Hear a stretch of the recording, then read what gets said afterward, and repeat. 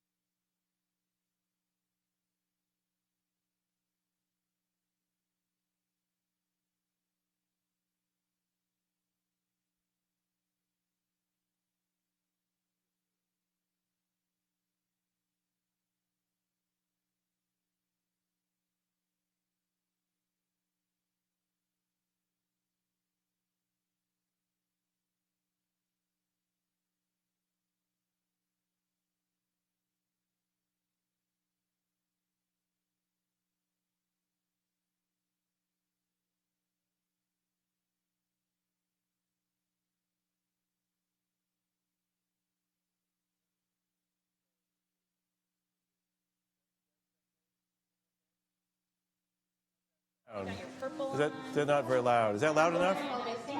Yeah, he says. Okay. Good. That looks good? Okay. I'll turn you off. Okay. Until we're.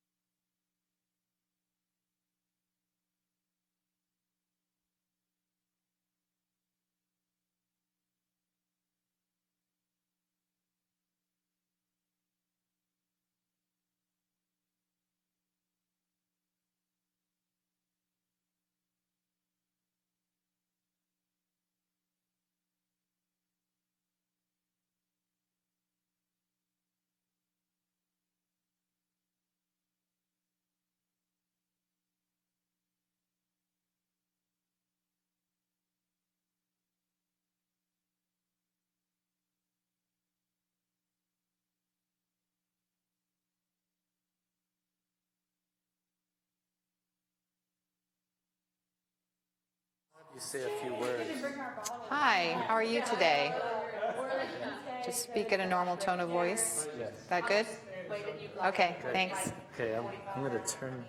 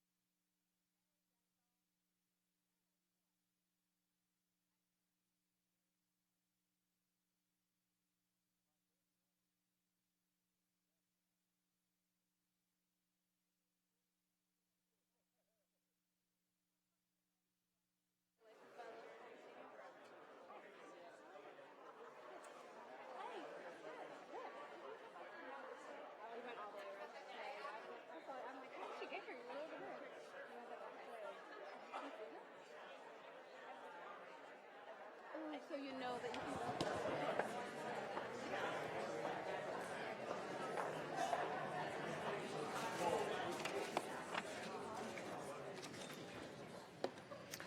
Good afternoon, everyone. I'm Zoe Barsness. I'm the chair of the Faculty Assembly here at the University of Washington, and it's my honor to introduce Provost Baldasty today.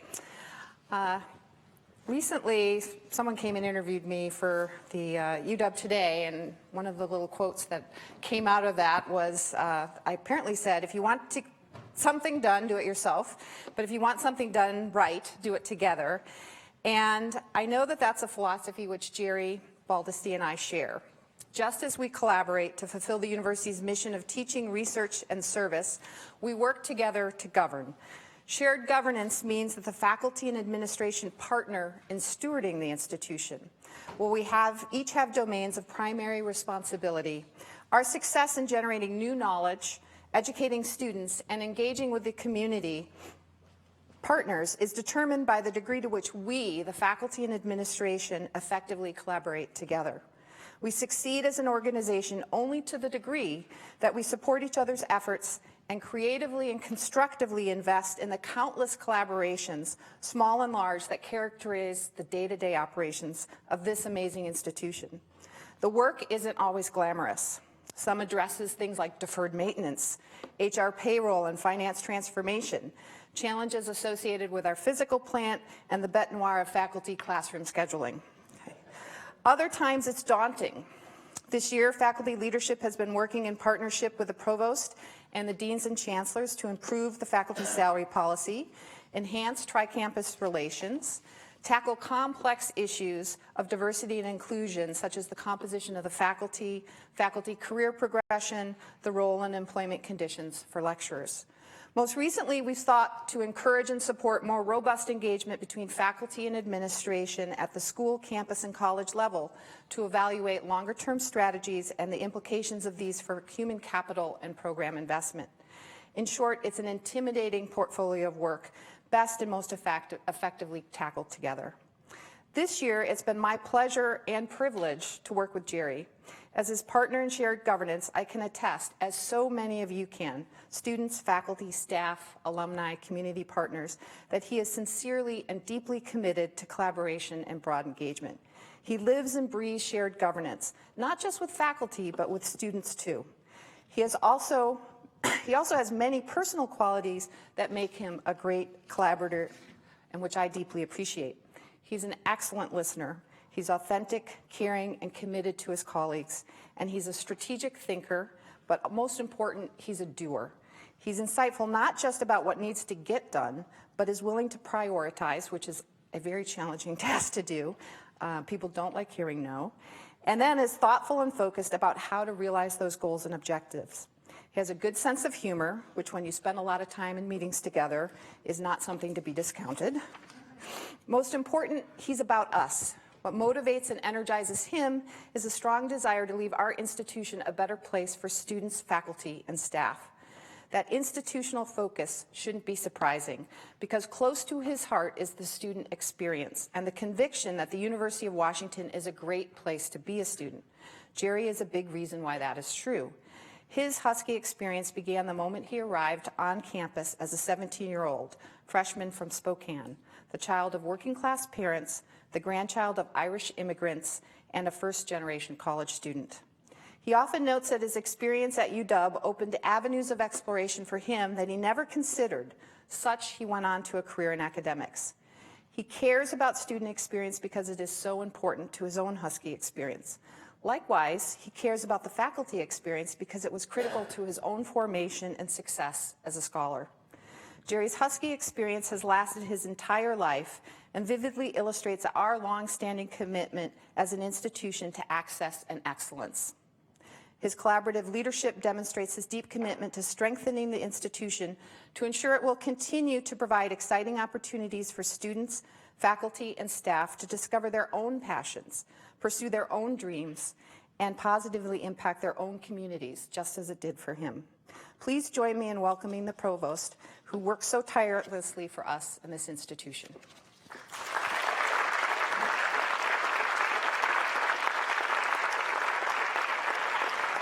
Thank you.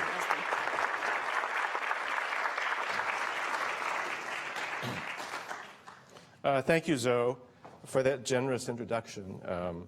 I really consider myself fortunate to get to work with you, too. Your perspective on faculty issues informs all of us.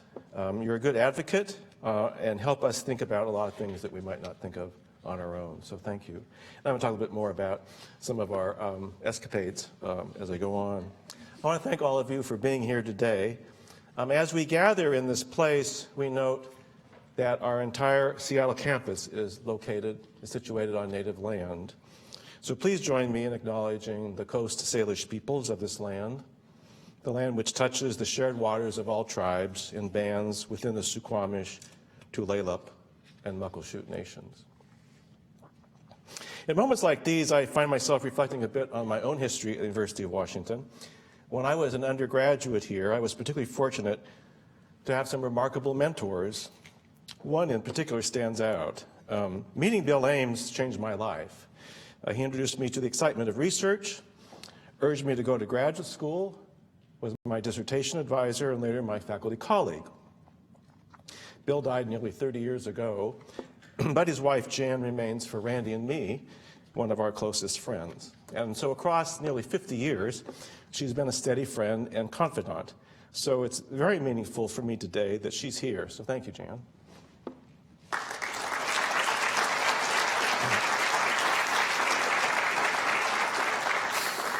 I won't point her out, but if you see a relatively small person who's pretending to be invisible, who does not want to be the center of attention, that's Jan.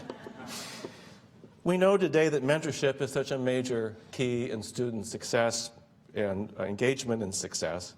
So to those of you, faculty, staff, and students who are mentors to others, thank you. And if you aren't a mentor yet, please recognize its value. You can do for others what Bill Ames did for me. About a year ago, in the same place, I spoke about the university, our goals, and our challenges. And I want to reprise just a little bit of that for a minute. Our goals, identified as threefold: to produce research and scholarship that enrich and leads our world, solving the big problems of our time. Second, we educate the next generation of leaders and innovators. And third, we recognize that service to our community really matters. Those are our goals.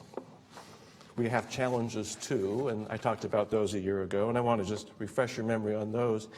There's a changing environment here for our faculty. It's just harder to be a faculty member now than it was 20 or 30 years ago. Research funding is limited. Research awards are highly competitive. And there are increased demands for all faculty for service and accountability. Second, we are in an era in which public education does not garner the financial support that it did 10, 20, 30, or 40 years ago. We were asked to do more, but with less. Third, we face competition for the most promising faculty, staff, and students. And fourth, our society has changed so much. When I joined the faculty in 1978, my department had 16 white men and one white woman, and our students were overwhelmingly white. The university has changed since then, but not as fast as society has changed, and therein is our major challenge: to provide a university environment that supports the success of all who work and study here. So these goals on research, teaching, and service we affirm, and those challenges, well, they reaffirm themselves. Actually, some of them seem bigger and sharper than they were just a year ago when I first talked about them, some more difficult than we ever could have imagined in April of 2016. Today, I want to talk to you about all of these things, what we have done together in the past year, and talk a little bit about where I think we're headed. The past 4 months or so have been among the most challenging that many of us have faced at this university. It's been a time of deep anxiety for many, regardless of political views. The last time I saw the university in such a state was in the spring of 1970, with the protests over the expansion of the Vietnam War, the deep polarization on campus and in our nation at that time. I remember I was a student, and I remember so vividly the uncertainty, the discomfort, and sometimes the fear. And so for many on our campus, that uncertainty and that fear and that discomfort continues into this spring on the right and on the left and everywhere in between. We must continue to address the fears and the polarization of our times. And I'll talk a little bit later about our continuing work around some of these issues. But even in these uncertain times, I do want to underscore my optimism about the University of Washington. Our work is often harder than it used to be, but that's all the more reason to remind ourselves of the importance of higher education. This is a great university, and we have a huge amount to be proud of. The incoming class in autumn 2016 was the most diverse in our nation's history, in the university's history, not our nation too, I guess, in our university's history. We have remained true to our commitment to be the university of and for Washington. We educate Washingtonians. 75% of our undergraduate class comes from this state. Just by way of contrast, there's a university about 300 miles down I-5 that's a flagship university in its state, and only 52% of the undergraduates there are from that state. There continue to be remarkable reminders that this is a university that really matters. And I want to just spend a few minutes talking to you about your accomplishments and how your work is seen across the globe. A large number of our programs are in the top 10 in the country or in the world. Nursing, education, public health, dentistry, the Evans School. Pharmacy recently ranked number 2 in the global rankings for clinical pharmacy and medicine. Number 2 just behind Harvard, ahead of Stanford, Cambridge, Hopkins, and UCSF. Foster, number 7 in the world in business research, according to the Financial Times. But that's among all types of universities, and like so many of ours, the numbers go up when you just look at public universities, and Foster there is number 1. UW-Bothell has been nationally ranked by payscale.com as number 42 in the nation for return on investment for students. And I mention that because it comes in ahead of Yale and some other schools like Yale. Tacoma, UW-Tacoma, has been recognized as one of the top 50 most diverse college campuses by Best College Reviews. School of Medicine consistently is rated as having the best primary care medical education in the country. There's lots of rankings, but one recently caught my eye from the Center for World University Rankings, because their rankings measure quality of education and training of students, as well as prestige of faculty members and quality of their research. UW was ranked number 9 globally, and some of its programs were ranked in the top 10. Social work as the best such program in the country, in the world. Oceanography, audiology, and speech-language pathology programs were each second. So much to celebrate. Beyond the rankings, there are other good things, and I want to mention just one. Students have asked us to allow them to designate their preferred name for class rosters and in other areas. And we've delivered, and this preferred names process is now employed in student-facing services such as MyUW and in teaching learning platforms such as Canvas. You know, this may seem pretty small when you put that up against the wonderful ratings that we can be so proud of, the rankings. So it can seem kind of small, but to the nearly 1,000 students who have taken advantage of this process, it means all the world. I especially want to thank our registrar, Helen Garrett, for her work on this. So much to be proud of, but lots left to do. The Provost is the university's chief budget officer and its chief academic officer, and I want to speak from that dual perspective today. There's value in having a senior university leader who has oversight over both budget and academics. Academic decisions impact budgets, and budgets are about money, of course, but they should always be, and as Sandy Archibald exhorts me and anybody else who will listen to her, they have to be about strategy, about our academic goals and how we reach them. The provost job requires a lot of attention to day-to-day issues, what Anna Mari used to call the socks and underwear stuff. Nothing very glitzy, not the stuff of legacy. Last June, when my appointment as provost was announced, we had a passing of the torch, or more correctly, the passing of the socks and underwear.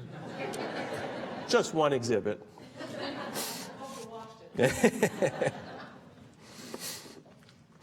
So, about budgets. Watch out, this is the money part of the talk. The general terrain of higher education today is one of a general lack of money. This university and so many other public universities have long been under-resourced.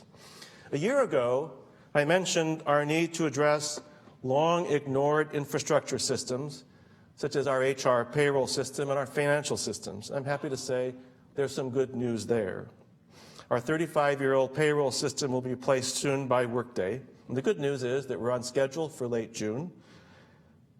Invariably, there'll be some bugs as it debuts, but a huge amount of work, user testing and so on, has been in place to anticipate and to prevent possible problems. And a strong team will be on site in late June into July to fix the bugs as they appear. As a result of this, more than 45,000 UW employees will have streamlined access to earning statements and leave balances, and will have the capacity to think about HR not just in terms of record keeping, but in larger strategic ways. We are moving ahead too on finance modernization, the second major systems revision. Our relatively new Executive Vice President for Finance Administration, Jeff Scott, who's right here, hi Jeff, and his team are focused both on controlling costs and moving this work ahead rapidly. They've made an incredibly great start in a short period of time. So we have some success, and these are significant. Still, there are challenges, and let me talk a little bit about them. I expect that revenue will be flat in the next few years or even longer, even though we're trying all we can to keep it from being flat. And finding vast new revenue streams seems incredibly unlikely. So the focus has to be on efficient use of what we have now. We have to establish clear priorities, and we have to think about redeploying the money that we have. If we have new programs or new initiatives that we want to pursue, we need to redeploy. Let me talk about both of those, first priorities, and secondly, redeployment. For Anna-Mari and me, compensation for faculty and staff has been a top priority. It's a challenge, to be sure, in an era of constrained resources, but it's a priority. Zoe made a reference to this. This year, we've launched a very promising venture, a joint project of the Faculty Senate, the Board of Deans and Chancellors, the elected faculty councils in the schools and colleges, and my office. There's two core principles in this initiative. One, the first is money's limited. There's just so much of it. And the second is when you spend money on one thing, you don't have it for something else. Seems a little simplistic, but it's a good place to start. Our deans and chancellors are working with their elected faculty councils on a broad overview of first our goals, or their goals, in hiring, teaching, and other areas, and secondly, the need for funds to meet those goals. So this is about compensation for our faculty and staff, but it's also about funds for programmatic support and for innovation. Let me give you a couple of examples about how I think about this. The more faculty you hire, the less money you have for faculty who are here. That's not original to me. Paul Hopkins and Jack Lee, Paul Hopkins from chemistry and Jack Lee from mathematics have been talking about this for years. The number of faculty in a program can tell you two things. First, it tells you something about the breadth and the depth of that program, perhaps the quality of it, the range of kinds of research and teaching that are available there. And of course, that's what we focus on a great deal. But it can also tell you something about the cost. The number of faculty tell you about the cost. Salaries, benefit, startup costs. Some of our schools and colleges were spending $1 million or more for startup packages for new faculty. It's really crucial to see the link between what we do and finances and costs. The number of credits in a major relates to its cost. A 75 credit major is more expensive than a 55 credit major, both for the university and for the student. Classes with 20 students produce far less tuition revenue than courses with 100 or 200 or more. Now, should we want to hire more faculty? Yes, of course. Should we have 75 credit majors when the discipline really merits it or demands it? Yes, of course. And should we have classes of 20 even if they produce less tuition revenue than bigger classes? Yes, emphatically. But the thing is, we have to recognize that there are financial implications to all these things. So we need to make our choices strategically. First and foremost, with an eye to our mission and to excellence. That's what really needs to lead it. But then secondly, in the context of our finances. I noted the deans and chancellors are working with their elected faculty councils on this, and the reports will start coming in to me in May. It's an ongoing project. It's a big one. But you know, if we're successful at doing this, I think it will really change much of the conversation here between administration and faculty. Zoe, you've been just a remarkable leader in this. And I think actually we met yesterday with, Zoe and Thaisa invited me to come and talk to the elected faculty chairs yesterday, and we were sort of blown away by the work that they're doing and their excitement about how they're looking at these issues and working with their deans. I want to stress again, work has to be driven by our academic values to protect and support our mission, and then only after that in thinking about constrained resources. This isn't about becoming a business at all. Rather, it's about keeping our academic vision sustainable. Redeployment. When it comes to starting new programs or funding new systems, we don't have new revenue, but we are not waiting around for someone to come and save us. So we have to redeploy funds from other areas. We did this a year ago, redeploying about $5 million so that last autumn we could open the Portage Bay Daycare Center, the first new UW daycare center in a decade. In the budget work that I do with the deans and the chancellors this year and the vice presidents, I asked everybody to talk about redeployment. What could they do to redirect existing funds to better fulfill our mission? Could they stop doing some things so that they could afford to do the new things that have to be done? And of course, the provost office needs to be part of this as well.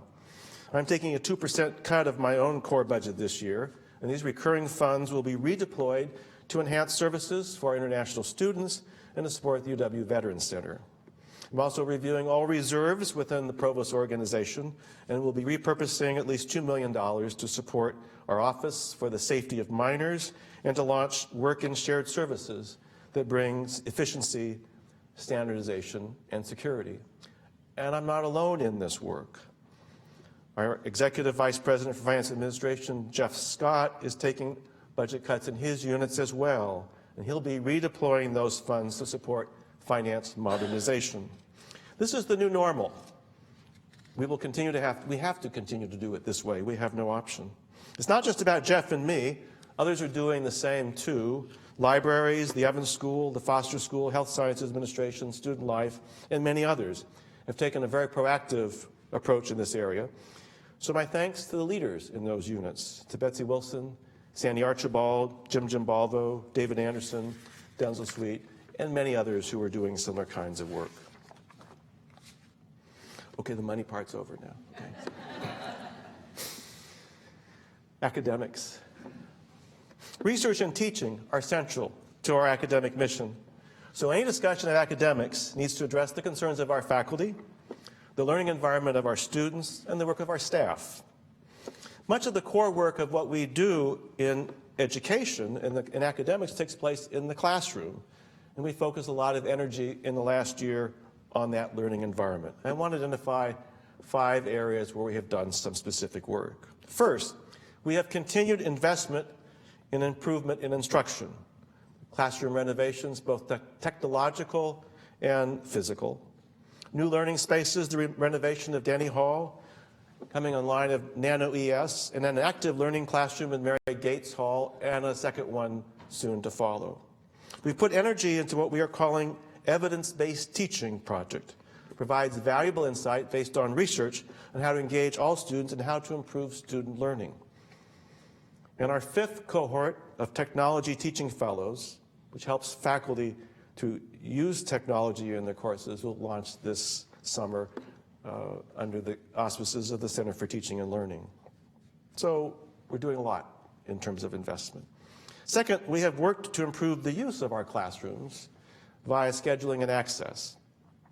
I want to talk about this for a minute because it's really important. Our current system of scheduling classes is broken. In autumn of 2016, for example, 30% of classroom requests, that's 1,200 classes, the 30% is 1,200 classes, could not be honored at the time departments wanted to schedule those classes, which means that those classes got shuffled into other time periods, often at the last moment, net disconcerted, to say the least, our faculty and students. In surveys and focus groups over the years, faculty and students have told us that predictability in scheduling was the most important thing. Time of day is nice, but predictability is really critical. And finding out a week before the quarter begins what time your class will be held and where it might be held is difficult. Our classroom scheduling initiative will roll out a year from now in the spring of 2018. We're going to spread classes across the day rather than trying to shoehorn all of them into the period between 9:30 a.m. and 2:30 p.m., which has been everyone's preference. We're going to adopt a more uniform class time period to facilitate effective use of classrooms. There's pilot work going on with departments to help them plan for this. There's developing tools to help people figure out how to do this. And information about all of these policies are available now on the Office of the University Registrar website. So if you go to the University Registrar, you'll find them there. This is a big change. It's going to be a big change. It's going to take some getting used to it. I want to stress that. It's going to take some getting used to. But we really don't have a choice unless we want to spend $75 to $100 million of money that we do not really have to build a new classroom, and I don't know where we put it, a new building for classrooms. I deeply appreciate the advice so many of you have given. We've tried to design a system that addresses the concerns you've raised and the teaching needs you detail. A lot of people have worked on this project. These are the kinds of projects that take some number of years. I'm particularly grateful to Phil Reed, Vice Provost for Academic and Student Affairs and Professor of Chemistry, for his creative, and I want to stress, patient leadership in this arena. Third, we've also worked with our faculty to create classroom environments in which all of our students can participate. I mean, that's just good teaching. But it's been a significant concern over the past few months. Faculty have been asking, how can we encourage students to express their views while maintaining a sense of respect and understanding? What are the best strategies for addressing social issues, especially those pertaining to race, gender, and sexuality, when students believe these to be partisan issues? I sent a message to campus in early March about this that highlighted the creative work and best practices of many across the university. My message was informed by the very thoughtful work being done by the Center for Teaching and Learning and by faculty in several departments, sociology, political science, and communication. And George Lovell from political science was particularly helpful in pulling together materials on how to set expectations for classes that would provide a foundation for those healthy kinds of conversations, those healthy and respectful kinds of conversations. Fourth, we have continued to support student retention and success. Over 2 years ago, we started the Student Retention Task Force to build on already strong programs in the Office of Minority Affairs and Diversity and Undergraduate Academic Affairs. Our 6-year graduation rate for undergrads is 86%, by far the best in public education in this state, but it could be better. It needs to be better. The retention work has led to our joining the American Talent Initiative Task Force, a consortium of top-tier universities dedicated to serving lower-income students. Our focus is on the retention and success of underrepresented minorities, students, and first in family to attend college. This was a natural extension of the work we were already doing around retention. There are many staff here who have been involved in this work at the university. A special thanks to Felipe Martinez in Student Life and Christian Wiles in OMAD, and to the senior leaders who actually have championed this work, especially Denzel Sweet, Ricky Hall, and Ed Taylor. Fifth, it's not just about student retention and success, but also about faculty and staff retention and success. When we think about the success of those people, for faculty in their research, teaching, and clinical work, for our students in their learning inside and outside the classroom, and for our staff in providing year after year the support that makes everything else possible, to have all that be successful, we have to have an environment in which each of us can thrive. That means an inclusive campus climate, attracting, retaining, and graduating a diverse and excellent student body, attracting and retaining diverse faculty and staff, and assessing the diversity needs of all our 3 campuses. The Diversity Blueprint 2017-21, which launched this year, is one of the primary tools to help us accomplish this. It's a framework that our schools and colleges and administrative units are using to better integrate into their planning and to hold themselves accountable. Going forward, our Associate Vice Provost for Faculty Advancement, Chad Allen, is hosting workshops to help units help them use the framework in planning and developing metrics to gauge their own progress. And early adopters, such as the School of Nursing and the iSchool, are sharing their planning work with many others. Well, those are things that have been going on. Most of them are going to be continuing. They're not just something we got started, we are done with quickly. Classroom scheduling, the Race and Equity Initiative, student retention and success, our partnership between the elected faculty councils and the Board of Deans and Chancellors thinking about finance. All of those will continue. I want to spend a little bit of time towards the end here talking about a few things that I haven't mentioned that I think are extraordinarily important for the year ahead. The first is the Transforming Administration Project. This is our ongoing work in effectiveness and efficiency. We just completed a survey of faculty and by faculty, staff, and students looking at our core administrative work. And the questions were, what are we doing well? How can we do better? We have just preliminary results from the surveys, but the highest score goes to our staff for being highly responsive and professional. And among units in the central part of the university, the libraries in particular received high praise. The preliminary results also point to work that we need to do. We have vast amounts of information that we produce every year, and people tell us they don't know how to find it. It's not easy to access. We need to work on this and other things that we find as we go through the responses more carefully. I'm asking each central administrative unit to create a plan to address the survey, how to sustain what's good, how to keep that going. I mean, some of it might be just surprising. Wow, we're doing this well, but how do you keep doing it? And then how to move ahead in areas where improvement is needed.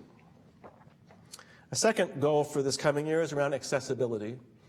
In autumn of 2016, I launched a task force to look at accessibility services for faculty, students, and staff. And they've identified, that task force has identified some things that we need to work on. We need to decrease time to get accessible content to students. We need to launch a lecture capture service for proactive captioning. And we have to do more to coordinate between academic units and disability service units. And most of all, we need to develop a broader approach to what is called universal design, designing materials at the outset that can be used by the greatest number of individuals without accommodation. This is the most proactive approach we could take toward addressing issues of accessibility, and it's one of our goals to get going on soon. I just asked a group of people to serve on the International Student Services Executive Steering Committee. Our goal is how can we better engage our international students on campus? What's working well? What could work better? The first step in this process was we indefinitely suspended the $45 a quarter international student fee. It was seen by many students as a discriminatory measure. I've asked a group of senior level leaders to provide university-wide direction and coordination to our work with international students. Thanks to the co-chairs, Denzel Sweet, Student Life, and Jeff Riedinger, our Vice Provost for Global Affairs, for taking on this important work. We also need to pay attention to the educational needs of our students. Part of our educational mission is to help our students acquire the critical thinking skills that will provide the foundation of their post-UW life and careers. This has long been an important part of our work, but it's even more so today in the era of fake news, of deliberately distorted claims about our world, our society, and the problems that we face. I speak about this not as a political issue, but as an epistemological one. How do we know what we know? What's true? What's false? There are several UW faculty who have been doing important work in this area in their publications and in their teaching. Kate Starbird from HCDE, Jevin West and Emma Spiro from the iSchool, Carl Bergstrom from biology, and Katie Pierce from communication, and others. I've had a chance to meet with these faculty and about 15 others over the last couple of months to talk about what we should or could do to address the epistemological issues on the right, on the left, it doesn't matter. And I'll be reconvening the group in the summer and the fall to work on developing a broader university-wide approach. I don't know what we should be doing, but I do know that this is something that rises to the level of needing to be addressed at a university. For all of you, as faculty and staff, there's a role in this for you too, because you are the experts in your field, and you need to be able to profess well what is the right thing, what is the truth about the world around us. And the last big initiative for the coming year is what optimistically, with maybe hubris, calling UW 2050. In close collaboration with the Faculty Senate leadership, my office and the Board of Deans and Chancellors is launching a task force on the UW of 2050. How do we think about the university a generation or so from now? What will our faculty look like in 2050? Will some roles change? Others remain the same? What will be our staffing needs? What will be the expertise that we need from our staff? How would we support our staff in 2050? And what about our students? What will be their broad educational needs? Through all of this, what can we do now and the years just ahead to assure that the academic excellence of this university not only continues, but grows? In conclusion, a year ago, I outlined my goals for work as provost. And towards the end of that talk, I said, I want to go back to that, my goal in the coming years is to be a catalyst, a leader as an individual, as a team member, and a facilitator of teams. I also said we won't solve every problem or challenge immediately, but we will take on the biggest issues. We will build momentum to position the university to continued excellence in the decades ahead. End of quote. And we, that's not the royal we, it's the collaborative we, have made some significant progress in this past year. We have the teams of people, we have the expertise, we have the momentum, and we have the energy to do the work that we need to do. So many of you have helped me and worked with me over the past 2 years during my service as interim provost and then as provost, and I just want to say thank you. Let's keep going. We have a lot to do.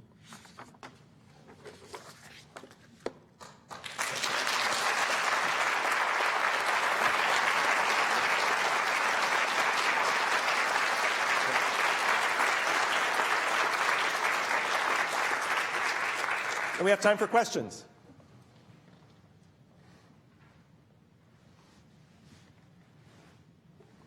Okay, we're done. No.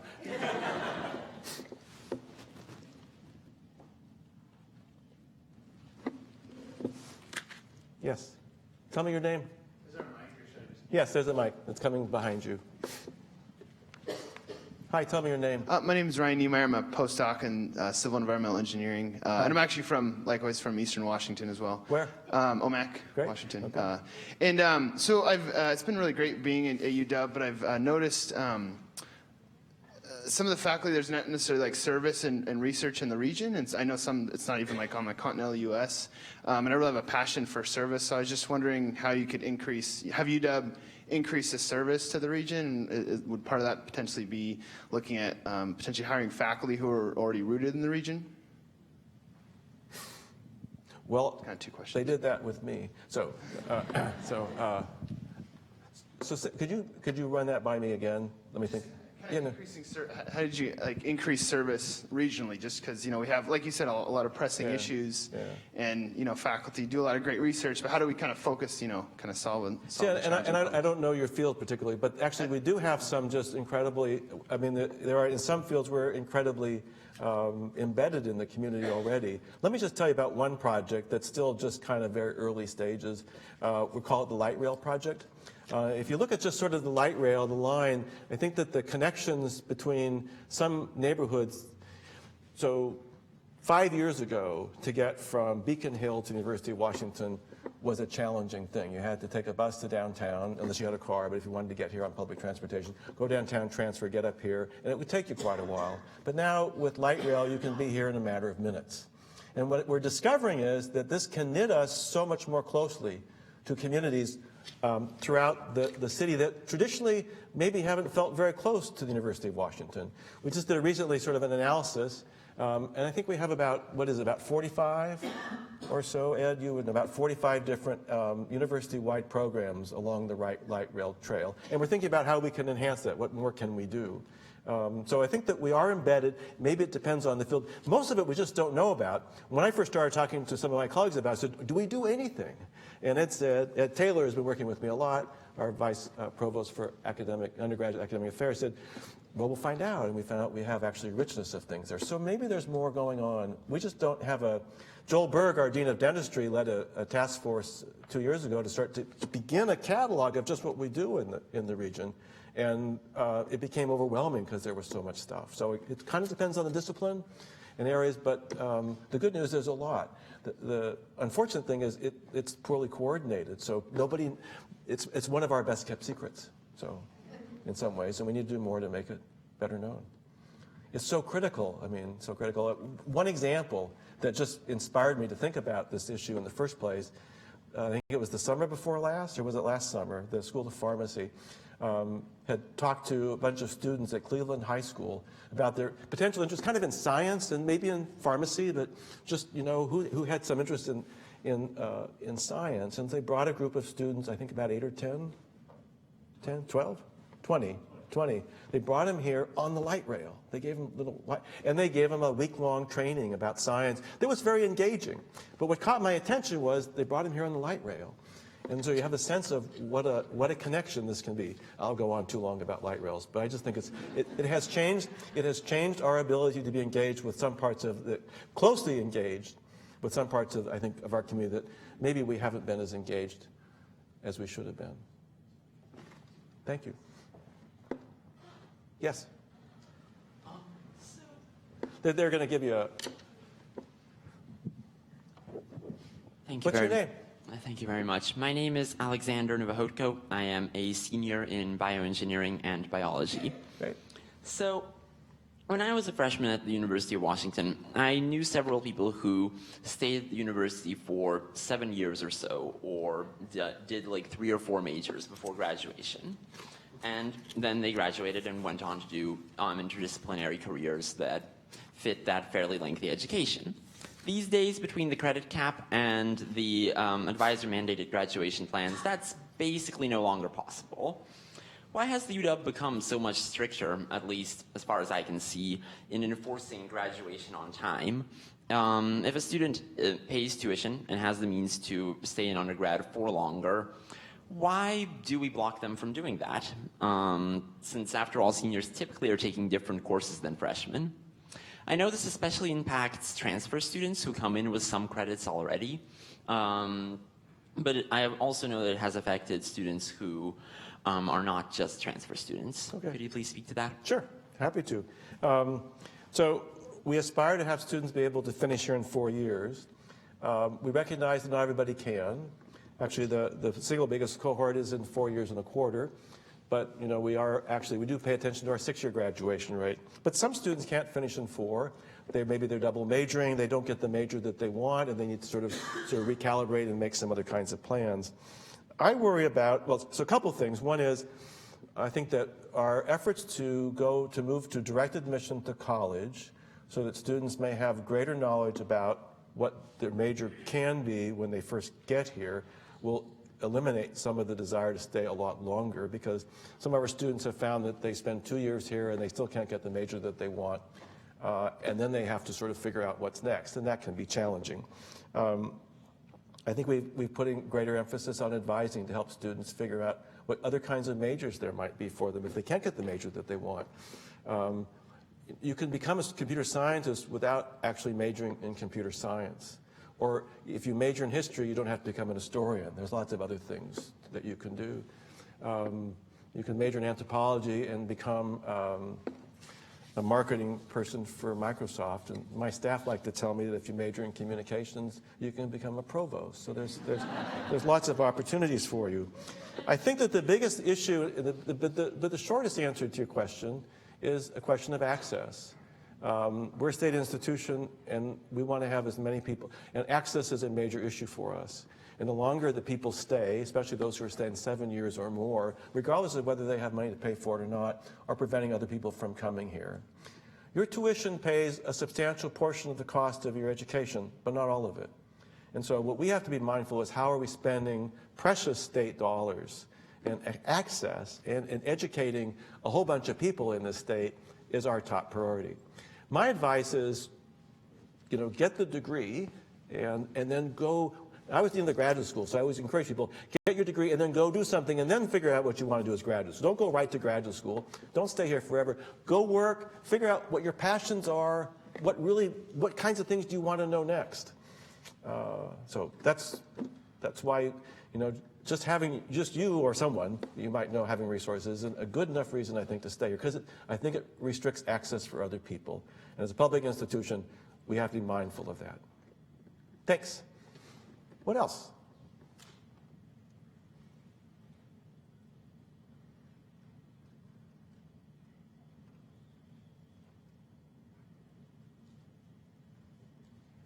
Yes, hi.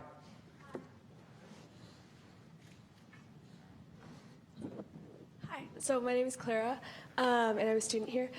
So I was just wondering, how would you go about focusing on UW so that they have more ethical methods for getting apparel, so we're not endorsing sweatshop conditions for our UW apparel that we sell in the bookstore especially? Yeah. Actually, in all honesty, I have not been involved with that issue. So if you give me your contact information at the end, I'll get back to you on what we're doing. Okay. But it's not really an area that I know. Okay. And then can I ask another question? Sure. So how do you go about protecting, I would say, lectures specifically at UW, so they're not replaced by some TA positions? Because I know that's an issue that has occurred before. So how do you protect certain valued positions at UW? Because earlier you were talking about making sure that we're paying the people that we have enough while also still trying to bring people in. So how do we protect our valued positions here, no matter if they're lecturers or professors, Right. Without replacing them with people from other universities or people that we're still trying to bring in? Well, let me talk specifically about lecturers, because I think you raised a really good point there. This is an ongoing process. President Kelsey, when she was provost, began some of the work to make sure that our lecturers had multi-year contracts and that they were competitively hired, they had multiple-year contracts, and they could be promoted within the lecturer ranks. And rather than just having quarter-to-quarter or maybe year-to-year appointments. In 2012, we had 35 lecturers on this campus who were eligible for promotion, who could be promoted in their jobs. By 2015, we had 147. So it was a 400% increase. Because of the efforts, as Provost Anamari created the guidelines that asked our deans to do this, and then those who were like still kind of quarter to quarter, year to year, the numbers of those dropped between 2012 from 178 down to 85. So I think that we've tried to do is create a more predictable work schedule and work life for our lecturers. It's a bigger issue too. It's not just the contract length. It's got to do with the quality of the culture, and those are ongoing conversations that the Board of Deans have been having with the Faculty Senate. We're also working this year on thinking about longer-term contracts for part-time faculty, part-time lecturers who are 0.5 or greater. So there's no whole-scale moves to get rid of people. In fact, if anything, I think we're moving the other way to try and provide more predictable and stable hiring for our valued faculty. Thank you. Yeah, Bruce, hi.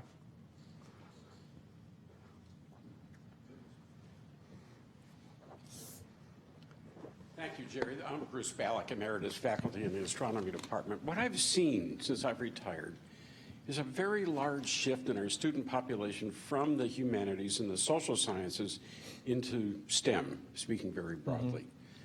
Events of the last year, I think, show rather clearly that STEM, that we need the humanities more than we ever have before. And the students that are going into STEM need access to the humanities, especially ethics and politics. What are we as a university doing to introduce the humanities into these STEM areas, which are pretty much devoid of them, at least since I've been here? Yeah, I think there are, Bob, correct me, I think there are ongoing conversations between the College of Engineering and the College of Arts and Sciences around sort of developing course materials, or Bob, can you? A special humanities minor that we organized specifically for engineering. So I'm going to repeat that. So especially humanities minor that would be perhaps especially designed for engineers. So I think there are efforts about this. I think the other thing that we've done, and I worked on this with Bob, and I've worked on it with others too, is trying to show students that the humanities and the social sciences are really valuable careers too, that you can learn wonderful things there. So not everything has to be STEM. We really value STEM, but we need to, as you say, I think, recognize the value of the humanities and the social sciences. Thank you.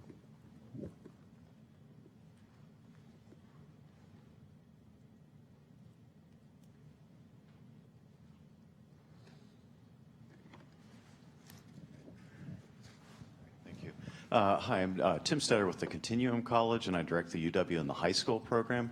Just wanted to ask more about the 3 campuses, and could you say more about how they are working together, and is there any conversation around additional places for students to engage with UW? I know that some of the other universities are setting up additional shops around the state. Is that part of the conversation? But as these 3 campuses are growing and changing, how are we all working together?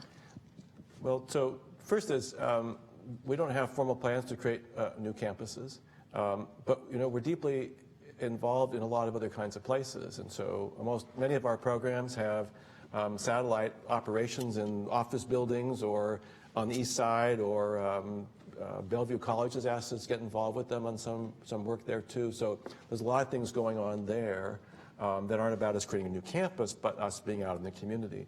There's some conversations with University of Washington Tacoma in terms of trying to develop some kind of, some programs, not a new campus at all, but programs in places around Federal Way. And the second part of your question was? If you wanted to say anything more about how the 3 campuses are working together. Well, the chancellor's report to me and the president, so everything's great. So I think that, I think that we spent a lot of time, my sense is that we spent a lot of time over the last 25 years thinking about how the campuses were different from one another, how they could differentiate themselves from one another. And they each have a very unique kind of approach to things that really, I think, demonstrates their incredible quality. I think that going forward, I think we're starting to do more of, well, what can we do together, as opposed to what, but I think that my sense is, from visiting both campuses and from talking to people, that there really is a sense that there is a University of Washington. And I can't speak for all of the people at those branches, excuse me, not the branches, at the other campuses. But I think that they fulfill an extremely important role for Tacoma and Bothell and the communities that they serve. And so they're part of the University of Washington, but they're a little bit different from Seattle. So back to your key question, how are things getting along? I don't know. I think we have a tri-campus group that Zoe, a task force that Zoe is leading this year. That there's lots of questions. I mean, just on our own campus, on this campus, on the Seattle campus, there's lots of questions that we have about how do we get along with one another. So it's an ongoing kind of thing. I don't know. I have a sense that there's a commitment to address that better. Would you say that? We're focusing on actually trying to articulate what are the aspects or facets that are core to a University of Washington identity. I mean, I myself am a faculty member at the Tacoma campus, by the way, and it's huge to the Bothell and Tacoma students that they are part of the University of Washington. It's also really important to those students that they are part of the University of Washington Tacoma or Bothell. So, what is it that makes us part of a connected university, and what is it that allows us to flourish and kind of have our own particular flavors or identity within that larger umbrella? And then how do we establish scaffolding and institutional mechanisms that facilitate the collaboration and coordination across those different places? Oh yeah. We've had our first Fulbright at Tacoma. Sophie. No. So they're doing great stuff. I mean, they're emerging.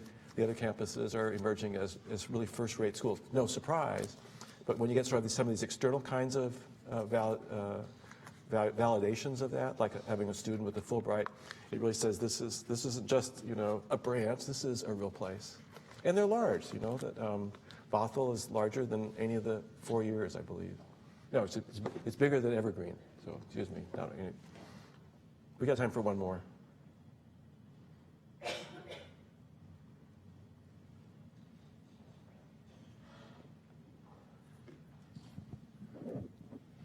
Hi, my name is Joshua Dawson. I'm a junior. Hi, Joshua. Hey, good to see you. Hi. I'm a junior here at UW studying molecular and cellular biology. And you had mentioned that in spring of 1970, that was the last time that you had felt the campus feel this polar, perhaps. I was wondering if you'd comment on how are we assuring students that we are actually addressing it? I know that we are as a university, but how are we ensuring that freshmen to juniors to sophomores who are just coming here are assured that the university is really working towards this issue? In terms of creating kind of a uniform, good learning experience? And yes, leading towards that, but like at a foundational level, how are we assuring that we are actively working towards like disseminating the polarity and diminishing it? I know we are, but how are we assuring students that we are, if that makes sense, to lead towards better learning outcomes? Well, I think the Race and Equity Initiative is doing a big piece on that. I mean, it wasn't designed to address some of the polarities that have risen in the last couple of months, but I think it's very much about workshops and knowing how to talk to one another, and toolkits so we can do better, so we can better reflect the society in which we live. I think that the guiding principles of the Husky experience are to bring students here, encourage them to come in, and then from day one, from the first letter that they get from us, and then from the first time they come to orientation, is to have a sense of what it means to be successful both in the classroom and outside the classroom, and that we will help people. And so I think it's that kind of effort to reach out to students that can assure them that actually we want them to be successful here, that's our message for them. And that will get us all through, I think, the challenging times that we have. I mean, I think we've been a well-kept secret, but I think this is a phenomenal place to be an undergraduate student. And so when students get here and they can see the kinds of opportunities that they have, they can work in labs with some of the world's greatest researchers. They can listen to people who wrote the textbooks, that kind of thing. So there's a vibrancy here that I think can assure students that this is a good place and that we care about how well they fare. Thank you. Thank you, everybody, for being here.